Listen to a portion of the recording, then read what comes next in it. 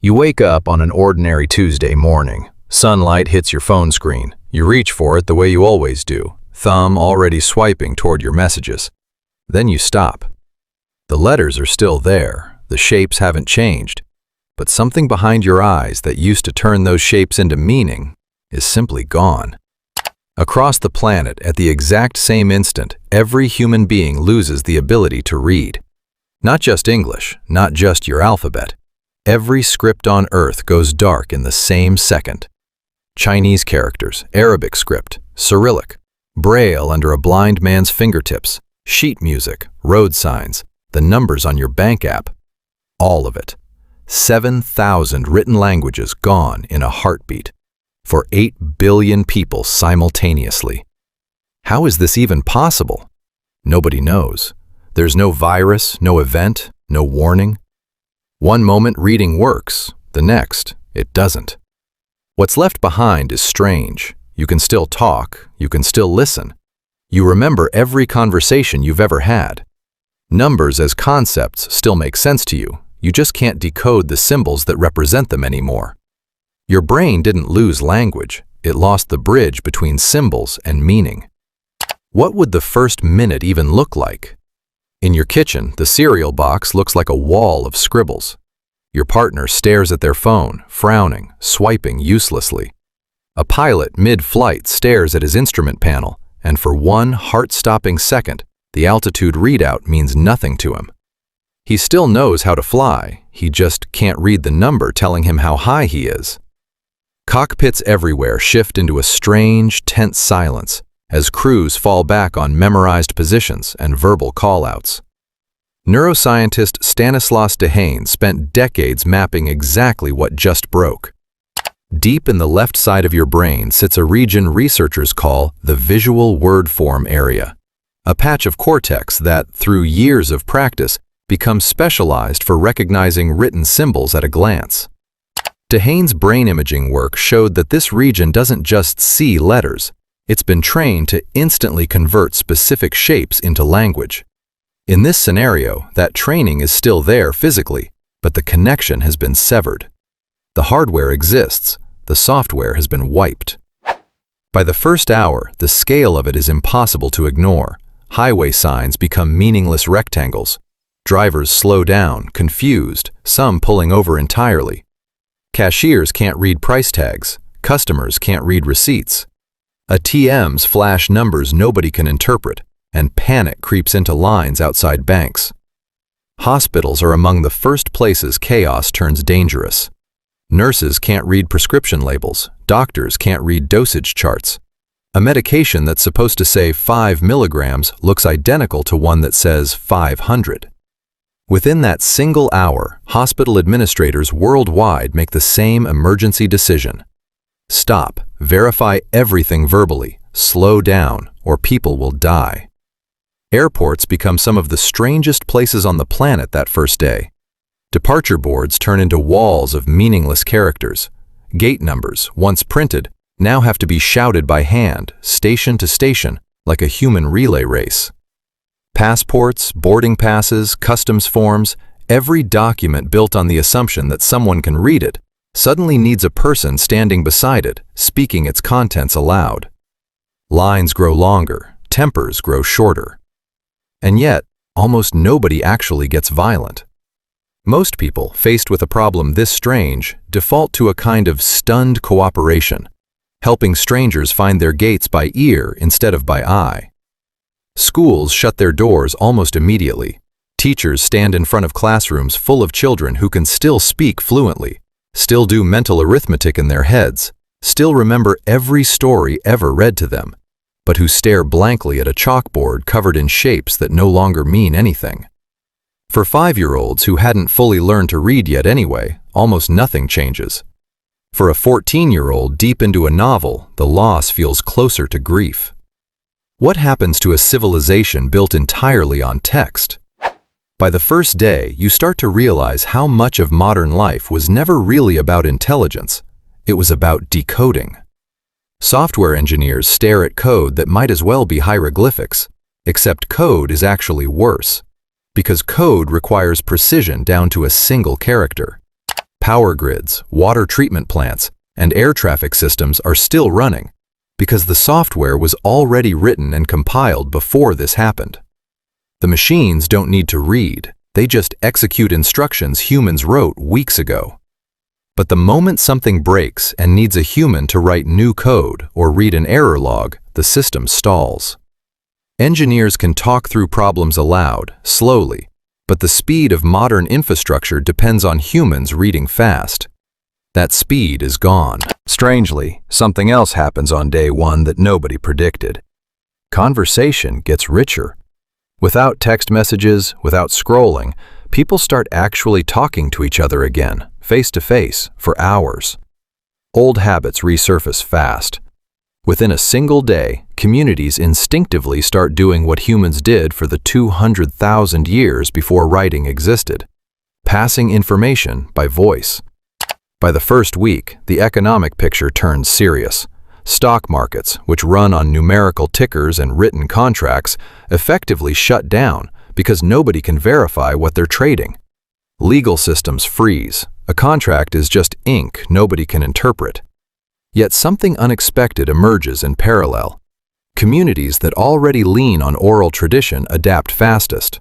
Researchers Milman Parry and Albert Lord spent years studying oral epic poets in the Balkans in the early 20th century, documenting how illiterate bards could recite tens of thousands of lines of poetry from memory, never reading a word, using rhythm and repetition as memory scaffolding. In the week after global literacy vanishes, those same techniques start reappearing organically.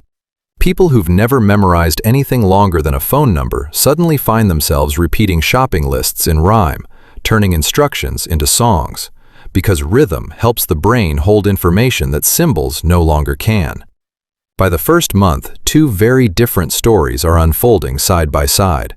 In wealthy, hyper-digitized cities, dependency on text causes the most damage. Subway systems relying on written maps grind down to word-of-mouth navigation. Government bureaucracies, built on forms and filings, essentially stop functioning. But in regions where oral history was never replaced by paperwork, life barely changes. Elders who were already the keepers of spoken law and spoken history become, almost overnight, the most valuable people on the planet. Money itself starts changing shape. Paper currency, covered in numbers and serial codes nobody can verify, quickly loses people's trust. Communities fall back on something older, trade by recognizable physical goods, agreed upon out loud, witnessed by neighbors instead of recorded on paper. In some places, coins survive better than bills, simply because their value is tied to a shape and a size people can recognize on sight, rather than a printed number they have to decode. A second unexpected consequence becomes obvious by month one. Human memory itself starts improving. Cognitive scientist Marianne Wolf has spent her career studying how the brain changes when it relies on deep, sustained attention rather than constant text skimming. Without written shortcuts to lean on, people are forced to actually hold information in their heads instead of outsourcing it to notebooks and search bars. Memory, like a muscle that had been resting, begins to strengthen out of sheer necessity. A third consequence almost nobody saw coming. Art changes first, and it changes fast. With written language gone, humans reach instinctively for pictures. Within a month, hand-drawn symbols start appearing everywhere, on doors, on packaging, on street corners, communicating danger, food here, safe water, using simple, universal images instead of words. It's a strange echo of the very first writing systems ever invented, the pictographs of ancient Sumer. Except this time it spreads across the globe in weeks instead of centuries. By the first year, civilization hasn't collapsed, but it has reorganized itself completely around speech, symbols, and memory rather than text. Trade still happens, just slower, sealed with spoken agreements and witnesses instead of contracts. Knowledge that used to live in books now lives in designated memorizers, almost like a modern revival of the ancient Vedic reciters of India, who preserved enormous sacred texts with remarkable accuracy for over 1,000 years through pure oral transmission, long before they were ever written down. Here's the twist nobody expects. writing doesn't stay dead. It starts coming back, but not as the writing anyone remembers. Humanity has reinvented written language from scratch before. In 1821, a Cherokee man named Sequoyah, who couldn't read English, observed that white settlers could capture speech using marks on paper, and set out to do the same for his own language. Within roughly 2 years, working largely alone, he created a complete functional syllabary still used today, proof that a single determined person can build a written system from nothing in a remarkably short time. Around the world in this scenario, that same instinct reignites. Communities, no longer bound by old alphabets that nobody can decode anyway, begin building new symbol systems designed from the ground up to be learned faster and recognized more intuitively, leaning heavily on pictures rather than abstract letters. About 100 years later, something remarkable has happened. Humanity hasn't returned to its old alphabets. It has built something new. A patchwork of simplified, highly visual symbol languages that spread faster across cultures, precisely because they look like what they mean, rather than requiring memorization of arbitrary letter combinations. Children learn to read earlier than ever because the new symbols mimic real objects and actions instead of abstract shapes. Global trade, oddly, becomes easier between language groups that once had nothing in common, because pictorial systems cross language barriers more easily than alphabets ever did. Historians of this new world look back at the old alphabets the way we might look back at Roman numerals today. A clever, useful system, but not the only possible one, and not even the most efficient one. Museums dedicate entire wings to the lost scripts, filled with novels, road signs, and shopping receipts nobody living can decode without specialized training. A strange kind of professional reemerges. Scholars who spend their entire careers learning to read English, Mandarin, or Arabic the old way, purely to translate humanity's past back into the symbols of the present, the same way Egyptologists once labored over hieroglyphics, using the Rosetta Stone as their key. So would forgetting how to read destroy civilization? For a while, yes, painfully. People would die from medication errors. Economies would seize up. Infrastructure would creak under the strain of systems built for readers, not speakers. But the deeper, stranger truth is that writing isn't really the thing your brain depends on. Communication is. Writing is just one tool humans invented for it, and history shows, again and again, through bards in the Balkans, reciters in ancient India, and one man named Sequoyah, that when the tool disappears, the human drive to communicate finds another way to rebuild it, often into something better than what was lost. So the next time you read something without even trying, without sounding it out, without thinking twice, remember what that actually is. It's not ordinary. It's not guaranteed. It's a quiet miracle your brain built over years, one you'll probably never have to live without. But if you ever did, you wouldn't be left with nothing. You'd be left with everyone else. And history says that's always been enough. Maybe that's the real answer to the question we started with. Reading was never the thing holding civilization together. You were.